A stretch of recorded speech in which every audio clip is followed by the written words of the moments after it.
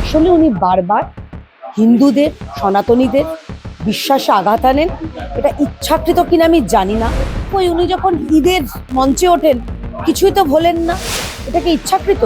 হিন্দু ধর্মকে আক্রমণ করাটা কি ইচ্ছাকৃত করেছে? তিনি শ্রীরামকৃষ্ণ পরমহংস দেবকে যদি না চেনেন, এর থেকে লজ্জার কিছু নেই। মমতা বন্দ্যোপাধ্যায় না করেন বাংলার সংস্কৃতিকে সম্মান, না করেন বাংলার মনীষীদের সম্মান, আর না করেন ভগবান শ্রীকৃষ্ণ। আপনাকে মাধ্যমে স্বাগত। ধন্যবাদ। দিদি, মুখ্যমন্ত্রী ভগবান শ্রীকৃষ্ণ এবং শ্রীরামকৃষ্ণ পরমহংসদেবকে তিনি বোলালেন, কি বলবেন? দেখুন, গতকাল মাননীয় মুখ্যমন্ত্রী মমতা বন্দ্যোপাধ্যায়ের সৌজন্যে এক নতুন যুগাবতারের সৃষ্টি হয়েছে, আবির্ভাব হয়েছেন। তার নাম শ্রীকৃষ্ণ পরমহংসদেব। এটার ফলে একটা জিনিস পরিষ্কার, মমতা বন্দ্যোপাধ্যায় না চেনেন ভগবান শ্রীকৃষ্ণকে, আর তিনি না চেনেন শ্রীরামকৃষ্ণ পরমহংসদেবকে। অর্থাৎ তিনি হচ্ছেন না বাংলার যিনি মনীষী তাকে চেনেন, না হিন্দু ধর্মের আমাদের সব থেকে বেশি আরাধ্য যিনি রয়েছেন দেবতা ভগবান শ্রীকৃষ্ণ।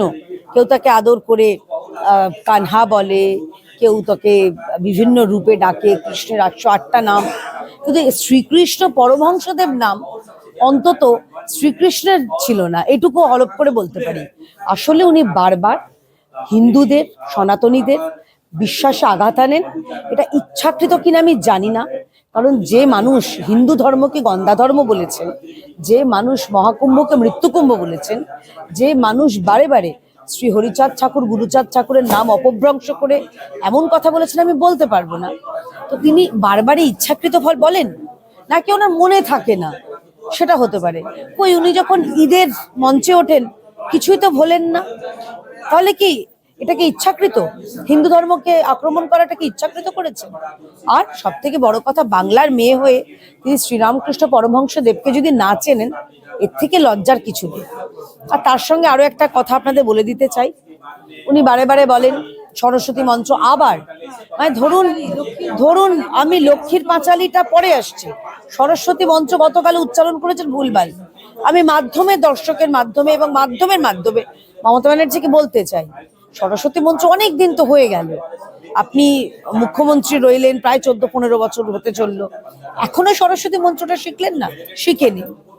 জয় জয় দেবী চরাচর সারে, কুচ যুগ শোভিত মুক্তাহারে, বীণা রঞ্জিত পুস্তক হস্তে, ভগবতী ভারতী দেবী নমস্তুতে। এইটুকু আপনি জানেন না? এটা কি ইচ্ছাকৃত? এটাকেও কালকে আগে তো কুচসুত বইতে বলেছিলেন, এবার একটা কি অদ্ভুত নাম বলেছেন আমি জানি না।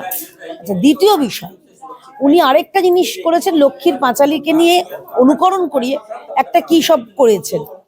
লক্ষ্মীর পাঁচালীটা হচ্ছে বাঙালি মেয়েদের, আমাদের কাছে একটা সাংস্কৃতিক একটা অঙ্গ। বৃহস্পতিবার হাতে দুব্য নিয়ে আমার মাকে দেখতাম সামনে প্রদীপ জ্বালিয়ে লক্ষ্মীর ঠাকুরের প্রতিচ্ছবি বা পট নিয়ে বসতেন। সেইখানে দাঁড়িয়ে উনি একটা ওনার মিথ্যাবাদীর পাঁচালী করেছেন। ভাবতে পারছেন কত লজ্জার বিষয় এটা? সব থেকে গুরুত্বপূর্ণ ব্যাপার হচ্ছে, মমতা বন্দ্যোপাধ্যায় না করেন বাংলার সংস্কৃতিকে সম্মান, না করেন বাংলার মনীষীদের সম্মান, আর না করেন ভগবান শ্রীকৃষ্ণ, আমাদের বাংলার যারা বৈষ্ণব রয়েছেন, যারা এমনিতে বৈষ্ণব ছাড়াও আরাধ্য দেবতা শ্রীকৃষ্ণ, তাঁকে সম্মান করেন। উনি কিছুই হয় জানেন না বা জেনে বুঝে ইচ্ছাকৃতভাবে করছেন। মুখ্যমন্ত্রী আরো বলছেন যে শ্রীকৃষ্ণ পরমহংসদেব গীতায় বাণী লিখেছেন। বললাম, উনি না জানেন ভারতীয় সংস্কৃতি, না জানেন আমাদের পুরাণ, না জানেন সনাতনী সংস্কৃতি, কিছুই জানেন না। উনি ঈদের মঞ্চেই ওনাকে মানায়, শোভা দেয়। বন্যেরা বনে সুন্দর, মমতা বন্দ্যোপাধ্যায় ঈদের মঞ্চে, এটা নিয়ে আর কোনো দ্বিমত নেই।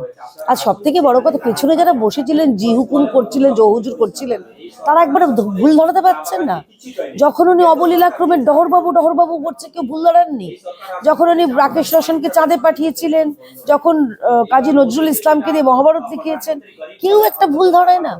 এটা খুব লজ্জার বিষয়। সুতরাং মমতা বন্দ্যোপাধ্যায় উনি আমাদের মানে খুব 5000 হাজার হাজার বছর পুরনো সংস্কৃতি, আমাদের সনাতনী রীতি, আমাদের বিশ্বাস, যেটা আমাদের পবিত্র ধর্মগ্রন্থ শ্রীমদ্ ভগবদ গীতা, শ্রীমদ্ ভগবত গীতা পর্যন্ত উনি জানেন না কে লিখেছেন, সেটা গুলিয়ে দিয়েছেন।